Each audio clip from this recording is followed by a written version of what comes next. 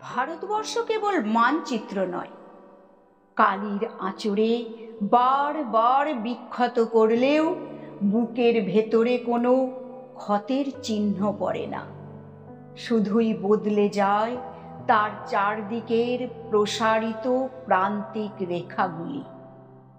বেদের ভারতবর্ষ, পুরাণের ভারতবর্ষ, বুদ্ধের ভারতবর্ষ, অশোকের ভারতবর্ষ, আকবরের ভারতবর্ষ, ক্লাইভের ভারতবর্ষ, স্বাধীন ভারতবর্ষ এক নয়। মানচিত্রে পড়েছে বারবার কালির দাগ।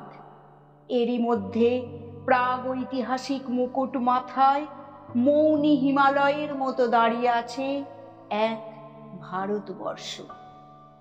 জন্মের মুহূর্তে যার বুকে মাথা রেখে কেঁদে উঠেছিলাম, সেই ভারতবর্ষ নয় আজকের এই নদী প্রান্তর খচিত জন্মভূমি।